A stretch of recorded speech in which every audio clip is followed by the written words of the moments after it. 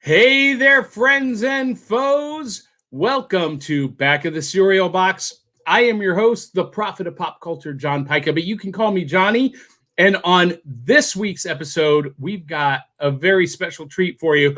We'll be talking about Zack Snyder's Justice League cut. We'll be talking about Falcon and the Winter Soldier. We'll be talking about some great Star Wars news, but we've got an awesome guest joining us, Indy Anna Bones. And we're going to do that right now.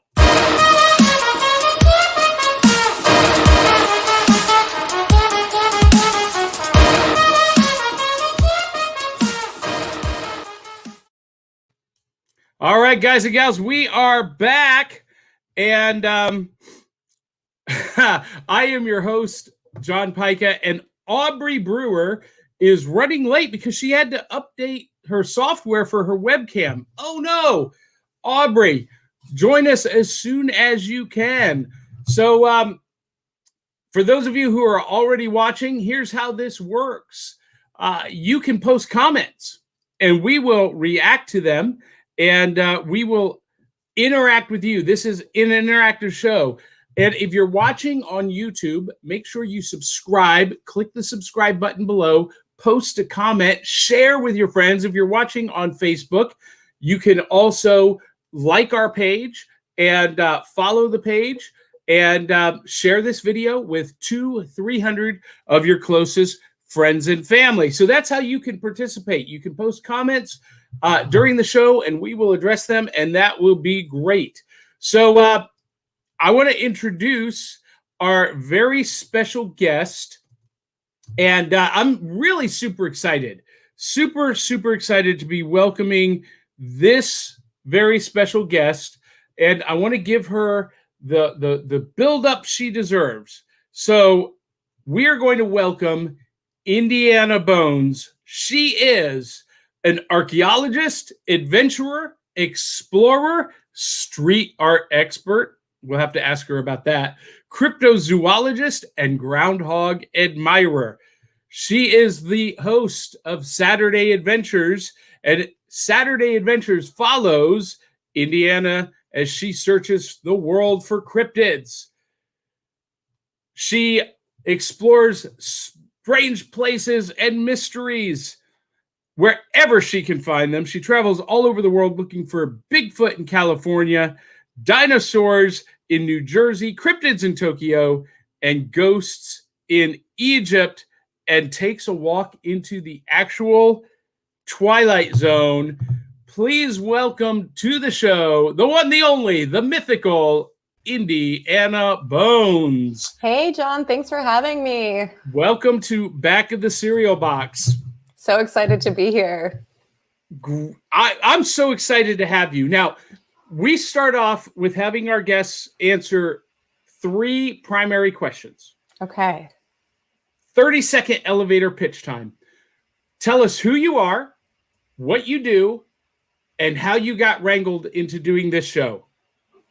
All right. Maybe I'll start in reverse. So I'll talk about Saturday Adventures first.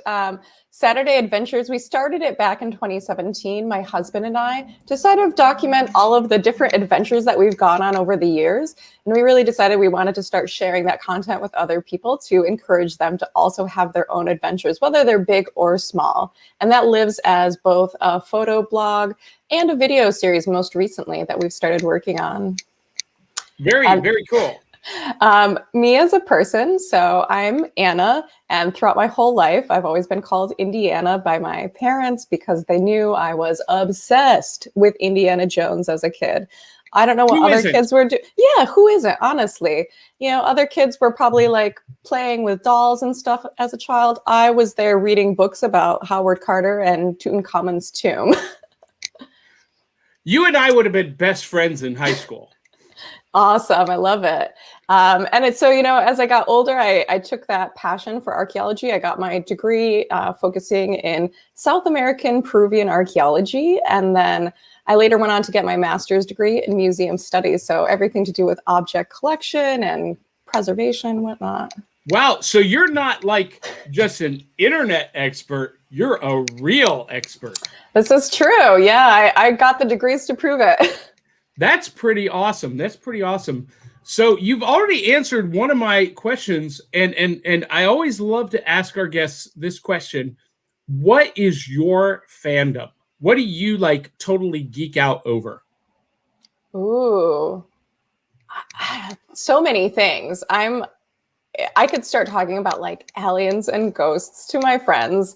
When I'm in work meetings, I end up talking about Skinwalker Ranch, was like a very haunted place out in Utah. And so little things just will set me off. And all of my friends and family and coworkers are well aware of all of my interests. I could talk for hours. That's fantastic. That's fantastic. Well, welcome to the show. One of the things we do on the show, and I was excited to see your Instagram post, that we're going to get to find out what Indy Anna Bones' favorite cereal is. We are called Back of the Cereal Box because when I was a kid, we didn't have iPhones and iPads.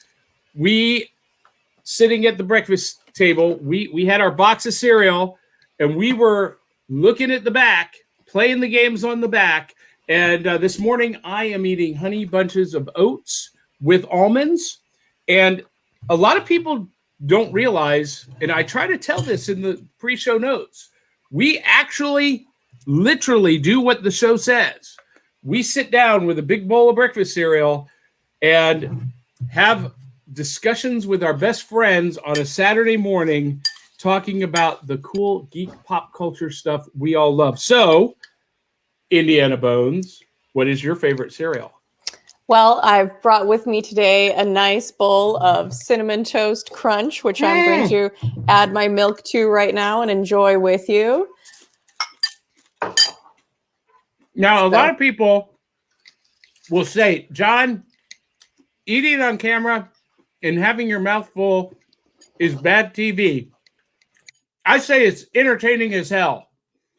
So, totally used to it these days of being on Zoom meetings all day long and eating in front of tons of people I don't know.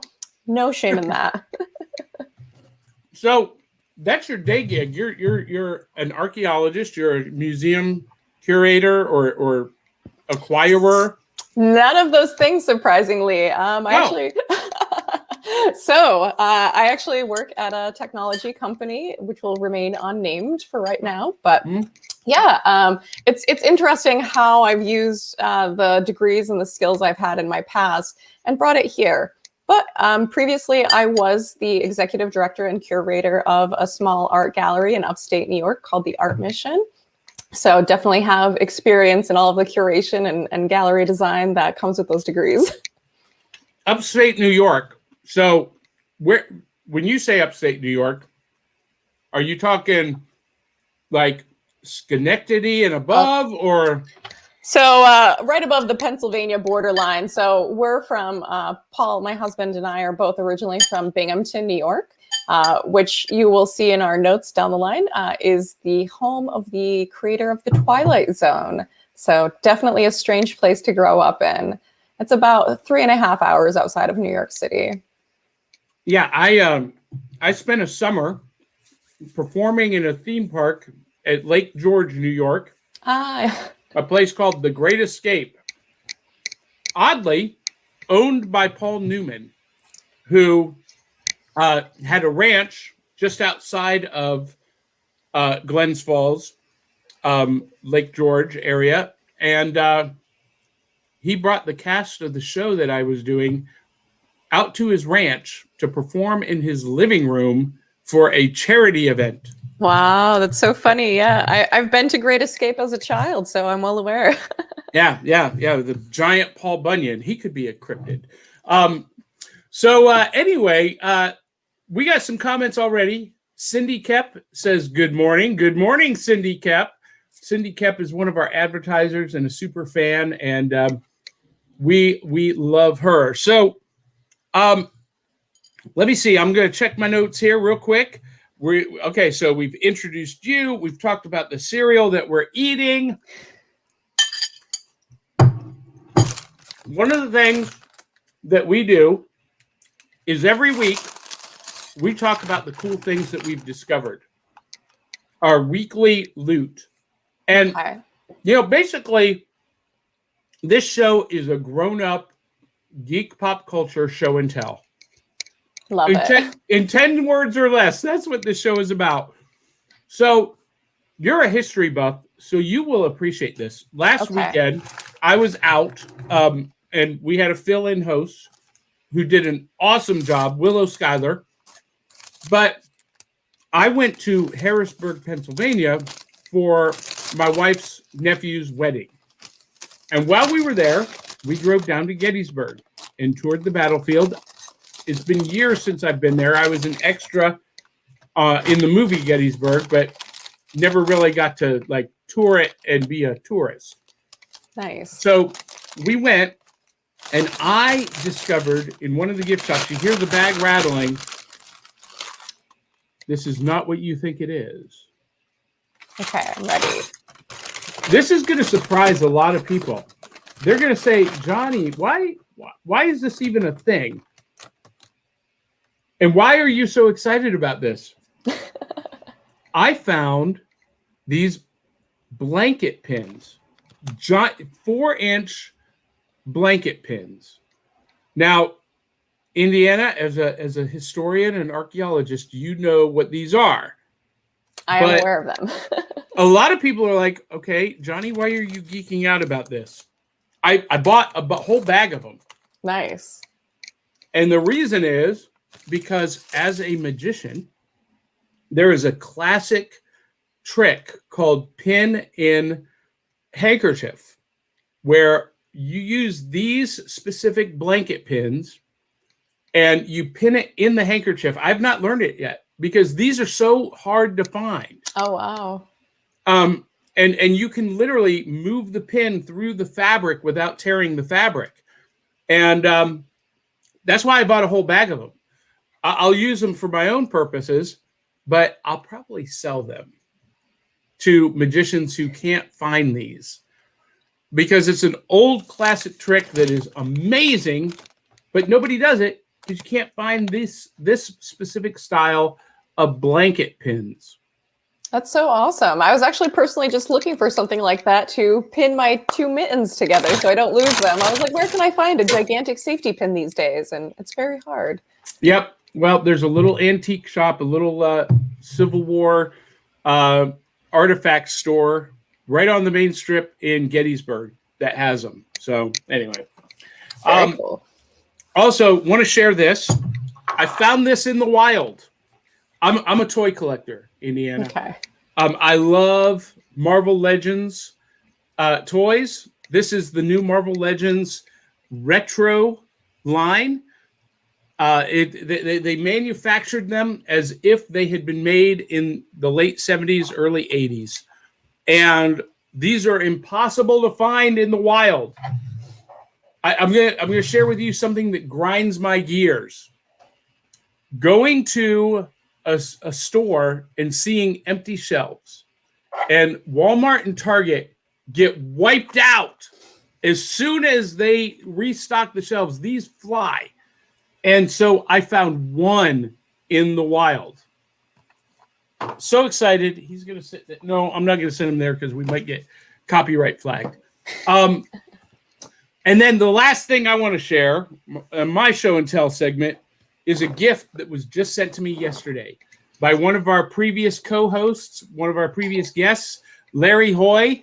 He found this puzzle at the hobby shop, and it is a puzzle of all of the breakfast cereals that we love and enjoy. Oh, that's here so cute. on the shore. Yeah, it's a 1,000-piece puzzle, and we'll be working on this a long time. So, Larry Hoy, thank you for that. And as a thank you, I want to remind people that you can pick up his book. He was on the show talking about it, A Bullet for the Shooter.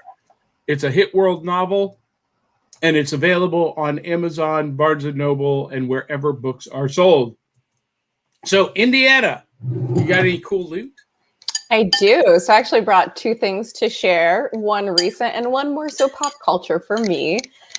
So this is a really amazing item that I've just purchased. It looks a little strange, got some gears in there. And what it actually is this is a tiny solar panel, and we have all these different gears in here that spin these little crystals And if you hang it in your window, it actually creates rainbows all over the walls. And it creates such a beautiful experience in the room. So I just love to sit in here and watch this. This is probably the best purchase I've made forever. That's very cool.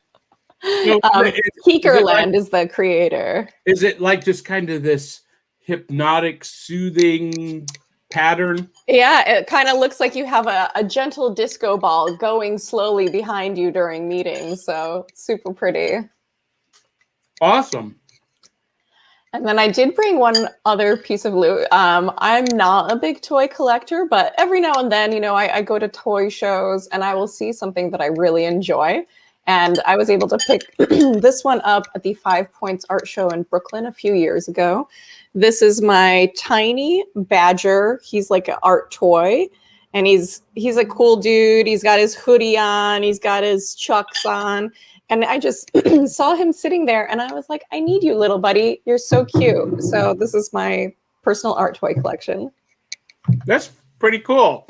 Now, is that badger from the book series? What is that? That Toad and Badger? Or no? It is not. No, it's designed by a company called Filter 017. I believe they are in Japan or China or Hong Kong. Please don't quote me. But yeah, they make a lot of interesting things. And this is like one of the few art toys that they develop. They also have different ones that you can paint yourself that come blank. So you are the designer with it. But yeah, they're very interesting. That's fantastic. So hold on. Aubry has lost the link, so let me resend this to her. She is trying to get in. Oh, this is compelling TV, isn't it? Where is it? It was up above. Oh, I am so sorry, Aubry. If you are watching, this is my fault. I have been such a bad host this week, Indiana. I sat down in the studio tonight and I realized, or this morning, and I realized I hadn't loaded any of the graphics. I hadn't loaded any of the pictures that were sent to me. I hadn't updated our intro video. I've been a horrible host this week, and I don't know where my head is. I'm like struggling. I'm on the struggle bus this week. Oh no. Well, hopefully we get it all sorted out very soon.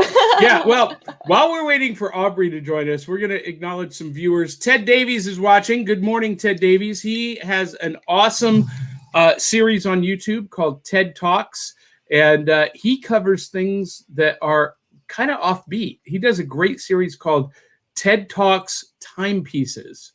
And every week he showcases a different watch or timepiece that is in his collection. And you wouldn't think it would be fascinating, but it's fascinating. And learning about the history of these watches. Larry Hoy is joining us. He says, you're very welcome for the puzzle and that some assembly is required. You think? You think? So while we're waiting for Aubry to get here so that we can talk about some of our topics this week, I'm going to acknowledge some of our sponsors for this show. We got to acknowledge this week's sponsor, Gorilla Tape. You saw the hairspray. Now try the bikini wax. Dun, dun, dun. All right, maybe that wasn't as funny as I thought it would be. No, we do for real need to acknowledge author Cindy Kep, one of our advertisers and super fans. Author Cindy Kep is writing on the edge. Books include Remnant in the Stars, The Loudest Actions, Lines of Succession, Mindstorm,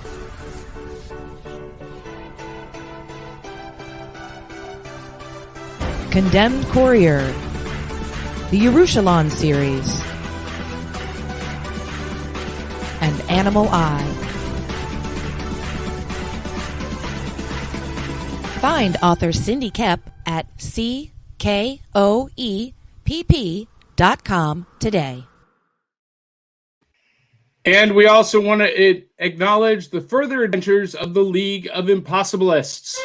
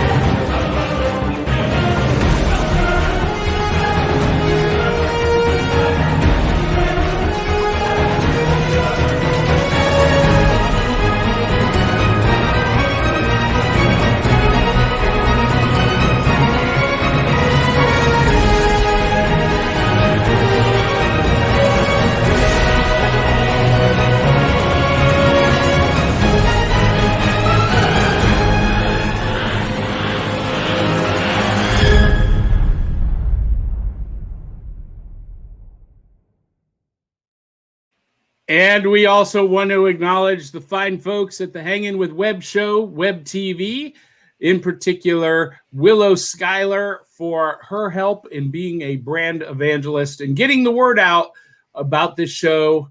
We love you, Willow. Thank you so much. And we got a few more comments here. Cindy Kep says, very exciting. She's talking about her own ad. And she has this great comic adaptation of her book Animal Eye that is being developed right now. And you can go to her website at ckoepp.com and check out all of that coolness, awesome flavored coolness. So before we talk more about you, and actually, you know what? Let's just jump in here, and we're gonna mix up the outline a little bit. We're going to talk about Falcon and Winter Soldier in a minute. We're going to talk about Zack Snyder's Justice League, but we want to do that when Aubry arrives. She's having technical problems, and hopefully she can get here soon. But while we're waiting on her, we're going to just jump to the topic of the week. And the topic of the week is you, Indy Anna Bones. So you shared a little bit, but I've been following you on Instagram, and you recently went to Japan, searching for cryptids in Japan. Tell us about that. That's true. So last year, we ended up in Japan right before the pandemic was starting to hit. I had actually purchased masks because I was concerned about the volcano that had recently erupted in the Philippines, and I didn't want to breathe fiberglass. So that was the reason I had purchased masks. And we got to Japan, everybody was wearing masks. So it was definitely a strange experience getting there, but we were still able to enjoy everything. It hadn't ramped up just yet. And so we got to go to a variety of different places, searching for different things. One of my favorite cryptids is called a kappa. It's kind of like a humanoid turtle, like think Ninja Turtle. And he just lives in water. He's often doing mischievous things, maybe murdering people, bringing them into the water, but sometimes they're helpful too. And in one area of Tokyo, they actually have a temple dedicated to the kappa called the Kappadera Temple. And you looks like you have a question. I do. Is that, I think that was the main character or the main protagonist in a Hellboy animated movie. Does the kappa have like either a bowl in its head? Yes. So they're known to have a small divot in the top of their head that carries water. Yeah. And since kappas are very polite people, aside from the murdering that they do, if you bow to them, they'll bow back. And if the water spills out of their head, then they get sent back to the spirit realm. Awesome. Hey, look who it is. AubryX. Aubry Brewer has joined us with her, looks like you've got multi-flavored Cheerios this morning. I added banana. But wait, like the actual fruit or banana Cheerios? The actual fruit. Oh, really? Mm-hmm. See, I see people do that all the time, and I always wonder, is banana in breakfast cereal really good? Is it really a thing? You like it? This is my first time trying it. It's all right. So for those of you who have not watched the show before, AubryX is a Twitch gamer, and she does her Twitch feed every week, and her superpowers are sarcasm and cuteness. That works, yeah. Aubry, since we were waiting for you, we skipped ahead. Indy Anna, do you mind if we rewind just a minute? Yeah, absolutely. So Aubry, you've been holding it in for 2 days, and we got to put the spoiler alert warning up. Is it going to go up? What's going on? Oh, there we go. Because we're going to talk about Zack Snyder's Justice League cut, and I want you to just let it all out. I liked it. I really, really liked it. That's hard to do for me, and I know you don't like anything. I really don't, and to be able to redeem the theatrical release, that's major props. So, what was your favorite change or your favorite update? Or what did you like best? I liked that they included the scenes that he originally wanted that got cut and that were obviously necessary. You're talking about like the character building scenes? Yeah, the character build up. I felt like that was all very necessary. And I just thought it overall was a much more enjoyable experience watching. Now, I want to throw this out there because I've not seen anybody else say this online, but that final scene where they're showing the different possible realities or futures, and Batman and Joker are having this conversation in the desolated dream world or whatever, the post-apocalyptic future. Right. I have a theory that the Joker isn't really there, that it's all in Batman's head. Yeah. And the reason I think that is because he didn't address anybody else in the group. And nobody else addressed the Joker, and who is it? Deathstroke. All he said is, "Do we really need him along?" Like I think he it's knows. Deadshot. That was Deathstroke, the Terminator. Oh, okay. Eye patch. Yeah. Okay. Yeah. That's my deep dive minutia geek cred coming out right now. I forgot about him. Yeah. Well, that's okay. Slade, Wilson, Deathstroke, the Terminator. I don't think he has enough titles, but he says to Bruce, hey, Bruce, do we really need him along? Like he knows that Bruce has this split personality dysfunction, and he doesn't really see the Joker. He just knows that Bruce is talking to someone who's not there, and he's like, Bruce, come on. Do we really need to have this? Anyway, that's my theory. That's true. Yeah. I didn't think about that. Yeah. Because you're a gamer, and isn't there one of the Batman games where that is the case, that Joker is only existing in his head? No. One of the Arkham games? No? There are sequences where like Scarecrow messed with him, and some of the stuff is hallucinations, but and the Joker was able to mess with him a couple of times too, where he wasn't really there, like hallucinations. But he was always there, just hard to find. Now, Indy Anna Bones, are you into comic book superhero movies, Justice League? Here and there. I do like Slade Wilson. You know, he's a complicated guy. He's got a lot going on. He's an intense fellow. Let's see, comic book stuff. Probably most recently, I've watched Arrow.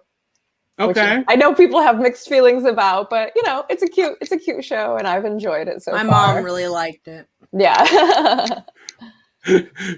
Aubry says that as if it's something to be reviled. My mom really liked it. I didn't really care for it. I started watching. I drop off for a few years, come back, drop off. So I'm slowly getting through it. Well, you know, the problem I had with Arrow is I watched the first episode and it just didn't grab me. And in general, the CW shows overall have the same problem for me, that they delve too much into this like high school romantic drama. And it happens every episode. Like, oh, we're breaking up, we're back together. Oh, I lost my parents. No, they're alive. And the only show that really didn't get caught in that cycle for me was Legends of Tomorrow, which I really, really loved. Now, Larry Hoy comments on your review, Aubry, and says that the new Justice League is so much better. And that giving Cyborg a backstory is fantastic.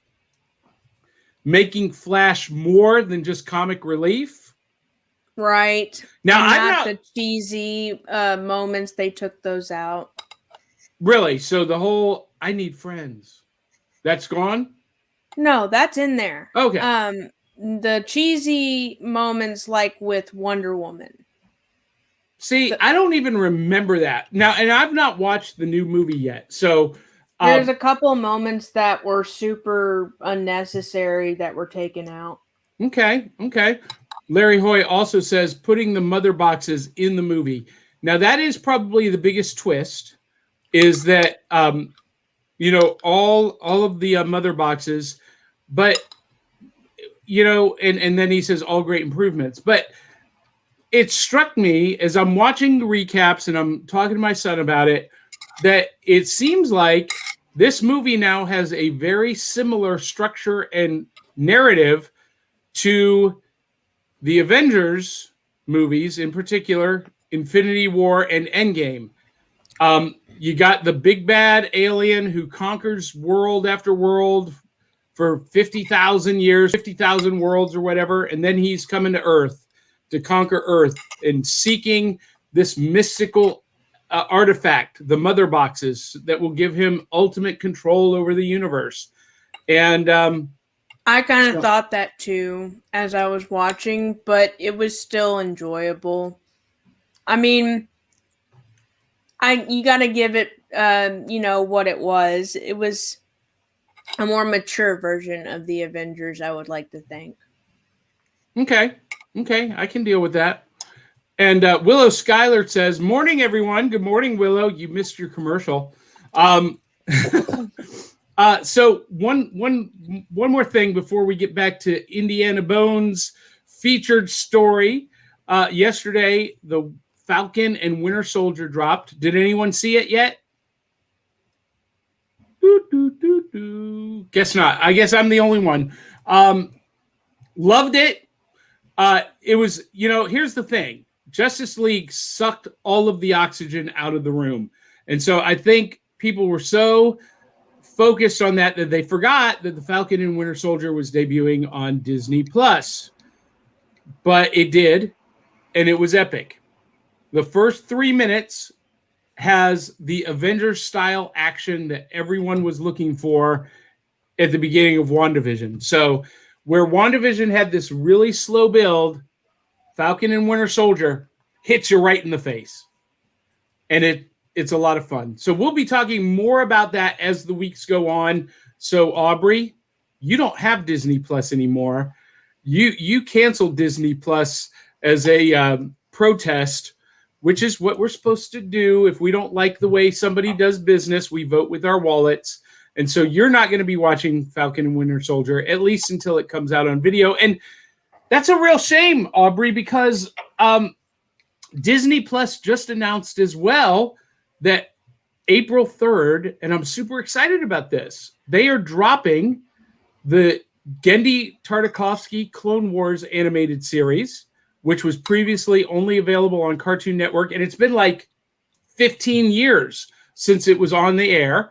That'll be available on Disney Plus. They're also putting the Boba Fett short from the Star Wars Holiday Special from 1977 on Disney Plus, and both of the Ewoks movies, the Ewok Adventure and Caravan of Courage. Now, Indy Anna Bones, you're a big Indiana Jones fan. Were you also a Star Wars fan and Lucasfilm fan in general? I suppose when I was little, I was really into Star Wars. As I got older, I think I watched some of the movies, but not as many as came out. So have you seen the Ewok movies, Ewok Adventure and Caravan of Courage? Didn't know that existed, but now I want to see it. So I didn't know it existed either. You guys are so young. That's the I just problem. played as an Ewok in Battlefront 2. Oh, did you? Now in Battlefront 2, do they portray the Ewoks the way that I think they should be portrayed, as vicious little monsters with claws and teeth? They're cannibals. Because you're okay. It's a completely like pitch black forest. Okay. And you're either going to be the first Ewok or you're going to be one of the troopers. And if you're one of the troopers, you pretty much just have to make sure you stay with the group or stay with someone, because they can sneak up on you. They can do whatever. It's pretty funny. Well, I've always maintained that in real life, and if I will say one, basically the objective is the troopers have to escape, and if too many of them get turned into Ewoks, then the Ewoks win. But, so wait a minute. In the Battlefront, because that's canon. So in the Star Wars universe, Ewoks are like were creatures and turn humans into Ewoks? I guess. I think it might just be part of the game. I don't know. But well, that game is supposed to be canon. I know. Okay, I've got to do some research on this, Aubry. We got to get to the bottom of this, because I've always maintained in real life, Ewoks would be nasty little Wolverines. Because they live on a forest moon. They're hunters. They sound like little Wolverines. They're builders, right? They build buildings. They build tools, so they're intelligent. Yeah, you can jump from trees and like little like. Yeah. And we know that they're meat eaters, because they trap seem like they would be. Well, they got the claws. They got the teeth. I think they would be horrible opponents fighting in a forest, and where you can't see, and they're tiny, and they're basically they can jump around like Yoda, and bite your head off, and I mean, look, we know that they were cannibals, that they ate people. How do we know that? Because they capture Luke, Han, and Chewbacca, and the first thing they do is tie them up on spits to roast them.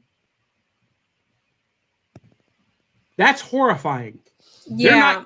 They're not cute little teddy bears. They're horrifying little Wolverine forest creatures. And Indy Anna Bones, you've probably had your share of encounters with horrifying forest creatures. You see what I just did there? Good segue. Look, I make it look easy. Do not try this at home. I am a trained broadcast professional. So we are right back where we started when we rewound. So you went to Japan and you were investigating the Koopa. Is that how you pronounce it? The Kappa. Kappa.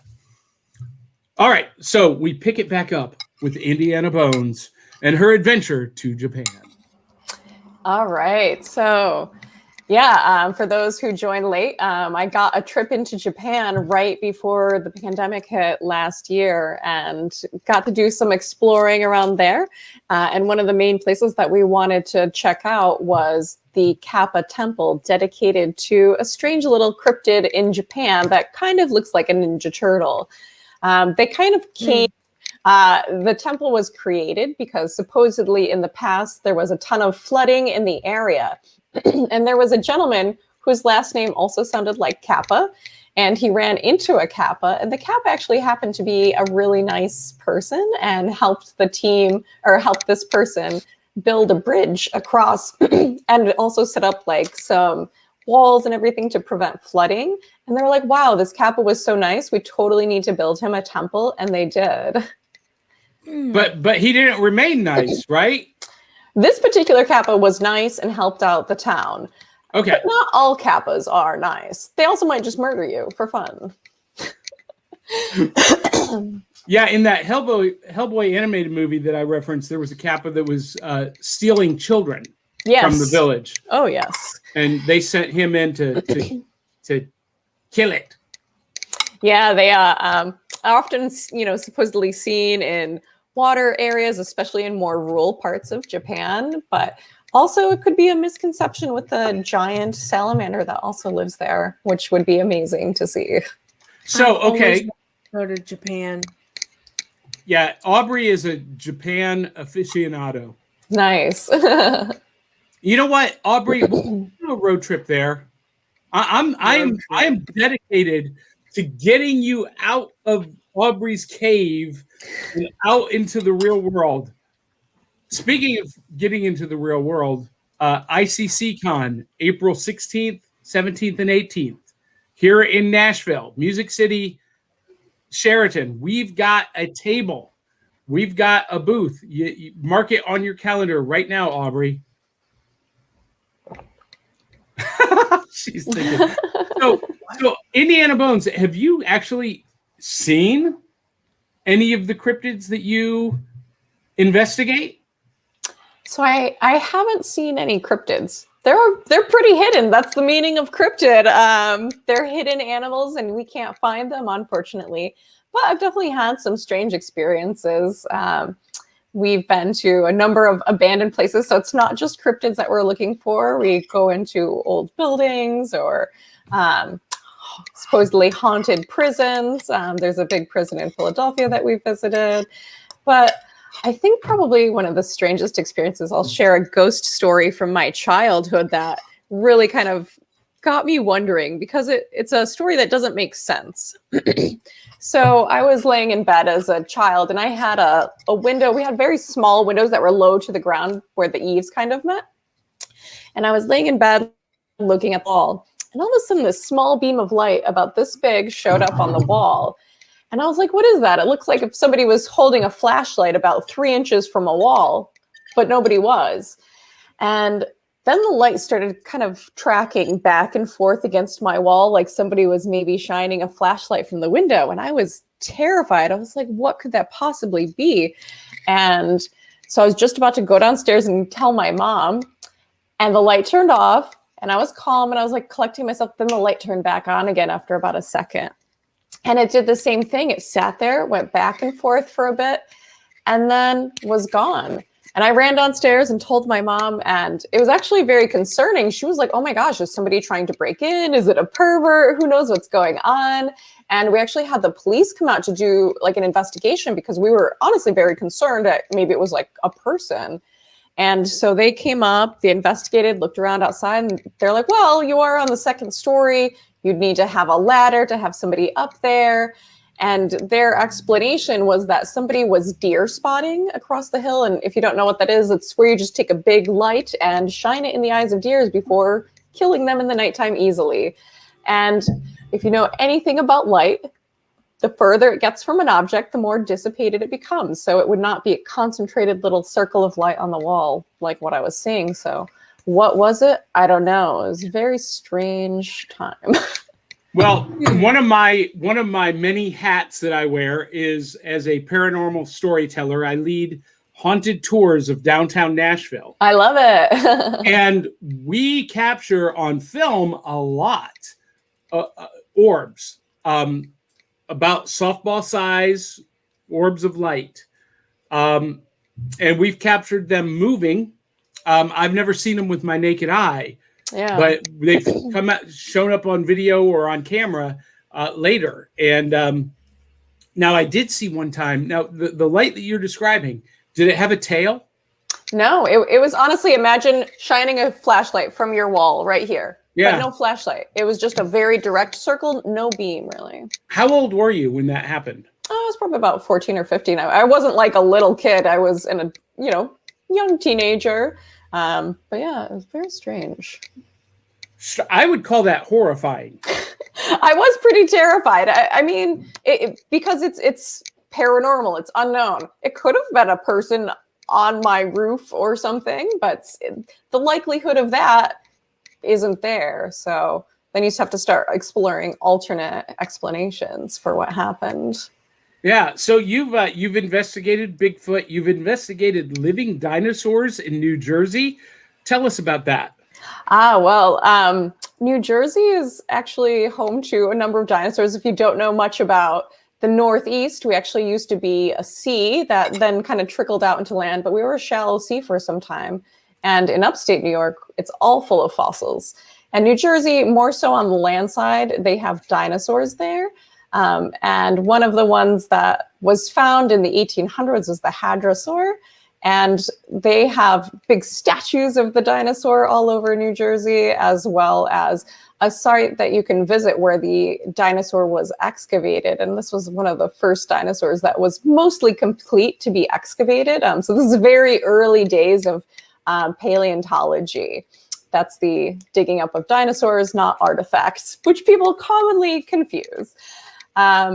And so, in the 80s, there was a Boy Scout, and he's like, wow, this site is like really important to the history of paleontology. It's been neglected. So he got a plaque put up as part of his Boy Scout project. And to this day, there's like picnic tables and everything there. And people come and leave dinosaur toys for little kids to play with. So there's just picnic tables full of dinosaurs all over the place. And it's kind of like this cute curated collection to the memory of these dinosaurs in the early days of paleontology that was happening right there in New Jersey. So, so what's the story behind the living dinosaur? So no such living dinosaur really. But I think we're more so interested in what dinosaurs were and okay, perhaps what they've evolved into. So I'm getting this kind of undertone, this texture, this nuance from you that maybe you're a little bit of a skeptic. Are you, or are you like sold out about cryptids? Oh, no, not a skeptic, but I'm not a total believer. I think I'm definitely more of a scientific mind, and I want to see evidence. And when you kind of stack rank all the different cryptids that might be out there, what are the most likely ones to actually be real? Bigfoot. We have so many eyewitness reports and different, perhaps, species variations across countries. Is he 8 feet tall? Is he 4 foot tall? Like in Indonesia, some of the ones there are very small, but they also have a historic record of fossils of when our ancestors were really only 4 feet tall. And could these be kind of like the actual living fossils? I think Bigfoot really does have a lot of evidence, and some of the tracks that have been found that shows the dermal ridges, which are your fingerprints and marks on your skin. That's a very hard thing to fake, and to have it exist in a track is really a good evidence for him being real. Well, I've always said that I think Bigfoot could totally be real because, anyone who lives around wooded areas or in the rural South, like where Aubry and I are, especially, we have a huge deer population. Yeah. Hundreds of thousands of deer, but you only see them very rarely. Absolutely. And they will I see them all the time. Right. But when you see them, and if they jump into the tree line, they're gone. They vanish like a ghost. Sometimes I see them down the street when I'm walking the dogs. Right. When they're out in the field or out in the open. Yeah. But once they hit the tree line, they're gone. And those are animals that are, operating on instinct only. If we have a hominoid, a humanoid ape hybrid of any kind of rational intelligence that doesn't want to be found, he's not going to be found. He's going to remain hidden, I believe. And that's why, the evidence is so elusive. It's there, but there's like... And I think one of the big things that people often say is that, show me a body. Where's the body? Well, if we think about what potential this creature might have for intelligence, do they bury their dead? I mean, we have evidence of early Neanderthal graves with really basic funeral rituals happening, putting some objects in and covering the grave. Another thing I saw that is my own personal theory for perhaps why we never find Bigfoot bodies, at least in the areas where badgers live. I once saw a video where somebody placed a cow corpse into the woods where there was like a badger living. And that badger, within probably less than 24 hours, had taken the cow, dug holes around it and covered it so that it could eat it slowly while it like rots underground. And a cow is a big creature. And so is a Bigfoot. So maybe if they come across these like big creatures, they really want to save and preserve them to like eat later. That's another thing that could be happening. Well, this is interesting. I've never really explored this or researched it, but what do great apes do with their dead? Do they bury them? Do they leave them to be devoured by other animals? What do they do? I'm not the most familiar with current primates, but I would say I don't think burial is an option. There are anthropologists and primatologists who do a lot of research studying things just like that. And there are some sites today where researchers are seeing different intelligent behaviors across chimpanzees specifically. So maybe in one region, chimpanzees all do a certain high five. And that's their thing. They all do it. But if you go to another area in like the Gambia or a different part of Africa, maybe all those chimpanzees do like a low high five. And they have these different cultural aspects in their troops as you're kind of traveling around to different areas. And we might honestly be watching evolution in progress. And soon they'll be using tools and burying their dead. That's fantastic. Aubry, I know I've asked you this before, but what do you think? Bigfoot, yay or nay? Have you had any seen or heard anything that would lead you to believe that Bigfoot is a real thing? Not quite, but paranormal I definitely am all about. I would think there's like more chance of a ghost than maybe Bigfoot, but really, maybe, yeah. Because I'm kind of the opposite. I'm like, if you drive through the South, like some of the state parks here, hundreds of thousands of acres of woodland, and if someone didn't want to be found, that's where I would go. It would be tough to find someone. It would literally be a needle in a haystack. But Indy Anna Bones, what made me a believer in Bigfoot was my older brother, Dwayne, who is a Navy SEAL, or was a Navy SEAL.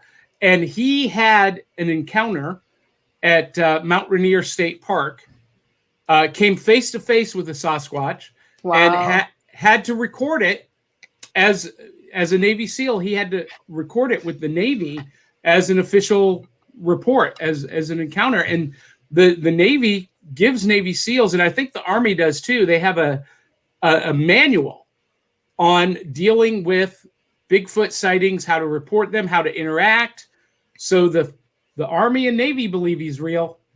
Oh, that's so interesting. I remember I was at a Bigfoot museum in Georgia, Expedition Bigfoot, if you're ever there. And they had like a display about an attack that had happened where I don't know if there was like some army guys like sitting in the woods for a training exercise or something like that. And they were attacked by a number of different Bigfoots, supposedly, that like left both men and Bigfoots dead. Apologies if I'm extrapolating the information that I recall. But yeah, it was like this story about this soldier telling his experience quite similar to that, but it wasn't a good one. It was a very bad experience. So well, and that's funny because that's the circumstance that my brother was in. They were doing a training exercise, and he was with his squad, and yes. and yeah, so, and if a Navy SEAL says they saw something, they saw it, because Navy SEALs don't lie, because when you lie, people die. And so on point. I went on a Bigfoot hunt one time with my son, a daytime expedition, because nice. I'm like, why do they always go out in the nighttime? I know why. they're not ghosts, right? So I'm like, nothing that I've seen indicates that they're nocturnal necessarily. So we went out in the daytime in a state park here in Tennessee, and we're doing the knocks, we're doing the calls, and we had a response. I did the call, and it came back a couple of miles away. Wow, it was pretty crazy. amazing. Yeah. Well, you never know. You want to go on a Bigfoot hunt, Aubry? She's like, I just want to stay here and play video games. Leave me alone. I love you, Aubry. Kind of. So, actually, believe it or not, we're coming to the end of the hour. So, Indy Anna Bones, tell people where they can find you, where they can find Saturday Adventure. That's a pretty cool series you've got on YouTube. Thank you so much. Yeah, so you can check us out on YouTube. We're Saturday Adventures there. On Instagram, we're Saturday Adventure. You can visit our website and read our blog. It's printisbetter.com/Saturday Adventures. And you can join us on Facebook under Saturday Adventures as well. We'd love to see you. Yeah, you're putting out some great stuff. Very, very interesting stuff. And I love talking about cryptids, as if you can't tell from my enthusiasm. And I love it so much that the Back of the Cereal Box is doing a spin-off series called Cryptid Crunch. Whoa. And it will be debuting next week with our host, Sarah Cooper, who is the creator and curator of the American Snallygaster Museum in Frederick, Maryland. Have you heard of this? Have you heard of the Snallygaster, Indiana? I have heard of the Snallygaster. That's so funny. And I'm like super excited. I'd love to check this out. Yeah, her first episode is going to be documenting stories about the sheep squatch. Nice. There's some strange combination human, Sasquatch, animal things out there.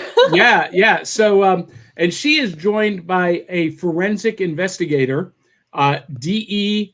LaRiviere, the geek gumshoe, and he is the skeptic. And so he's going to be taking her stories and dissecting them through a forensic investigator's lens. That's what he does for a real job, is he is a forensic crime scene investigator. So this should be fun. I wanted to have them on this morning with you, but they had scheduling conflicts and we couldn't make that happen. So, but be on the lookout for Cryptid Crunch. The first episode should be dropping this coming Thursday. Very excited about that. And go check out Saturday Adventures with Indy Anna Bones. That's exciting. So, real quick before we leave, I want to see if we have any more comments from our audience. Your ride's here. The trouble of living in New York City. Oh, so you're in New York City. I love New York City. We're in Nashville, which is like 1/16 of New York. Yes. I visited a few times. If that. Yeah. But you know what I love about New York City, and you can attest to this, Indiana, is although it's a huge megalopolis, it's really a collection of small neighborhoods. Absolutely. And that's what I really like about it. We're right on the Brooklyn-Queens border, and it's very small, but nice, except for all the honking that you might be hearing in the background. My apologies. No, that's okay. It's all part of live TV. Yes, the New York experience. You're getting it right here. But yeah, it is very small and neighborhood oriented. Everybody's got their own little pockets and areas of places that they hang out, and it's very nice. So, since you're in New York City, are there any stories of cryptids native to New York? Oh, I mean, alligators in the sewers, and giant rats, but what else? Oh, I mean, there's a lot of things, probably, especially like within the tri-state area that we might travel to. So the Jersey Devil is just over in New Jersey, and we've definitely gone to the Pine Barrens and gone to the old time cemetery there to look up the graves of the Leeds family. So yeah, there's a lot of stuff nearby, and we like to travel, at least in these times, on a much smaller and preferably outdoor radius. Well, changes are coming. The vaccine is getting distributed, and hopefully by the fall, we'll be back to normal. And speaking of getting back to normal, Aubry, speaking of late this year, July 30th through August 1st, Superman celebration in Metropolis, Illinois. We will be there as Back of the Cereal Box with a table in Artist Alley. We will be broadcasting live from there and interacting with our friends and foes. So make plans to join us July 30th through August 1st. We will be at ICCCon April 16th through the 18th here in Nashville, Tennessee. So make plans to join us there. And more dates are coming. We will be at CryptidCon. We will be at CreepyCon. We will be at Imaginarium. More details will be coming. And Indiana, what's the next episode coming up on Saturday Adventures?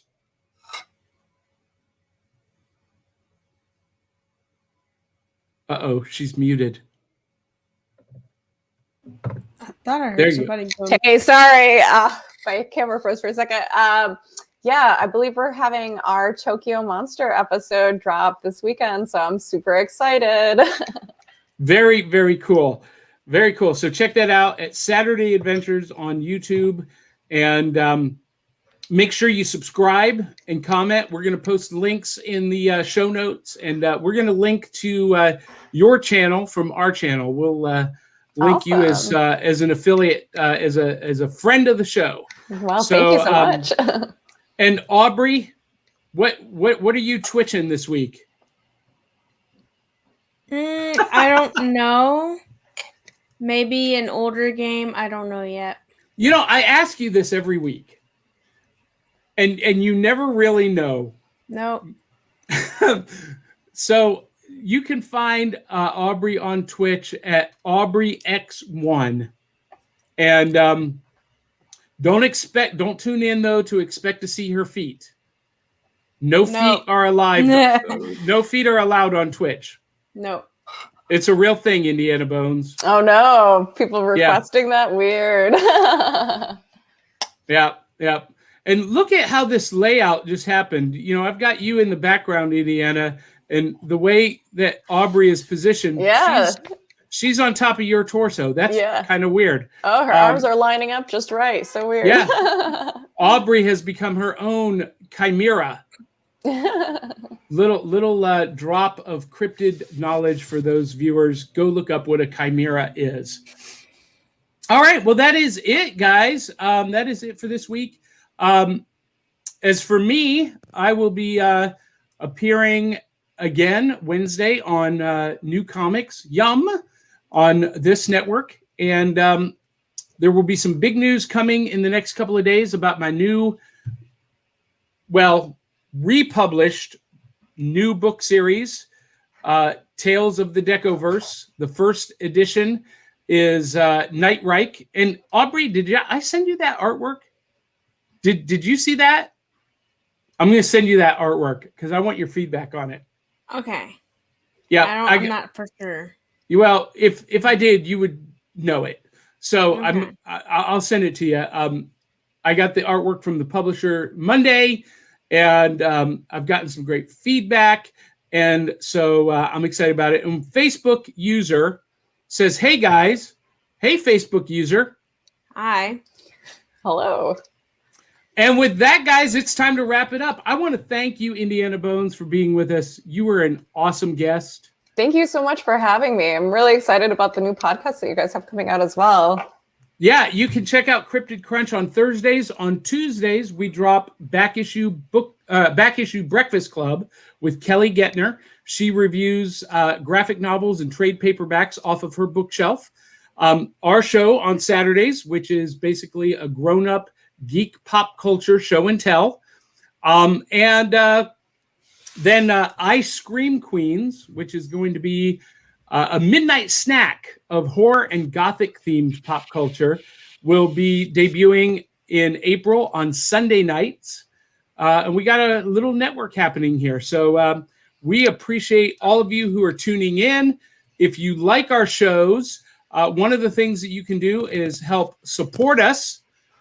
You can make a donation at PayPal at johnpyka@johnpyka.com, or if you really want to become a supporter, you can support us at Patreon, patreon.com/johnpykaproductions, and that is greatly appreciated. You help us finance road trips and upgrade technology and help pay for the streaming services that we use, and it is greatly appreciated.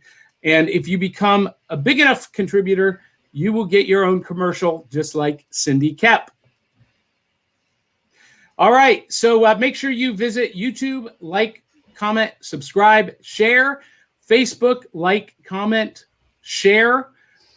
Join us on Instagram at Cereal Box Podcast. We produce exclusive content on all of the platforms, so that gives you a reason. And don't forget our audio podcast on Apple Podcasts, Spotify, and iHeart Radio. And with that, if you like the shows, tell 200-300 of your closest friends and family to come share the fun. And until the next time, love you, mean it. We'll catch you on the flip side. Bye. Bye, guys. Bye.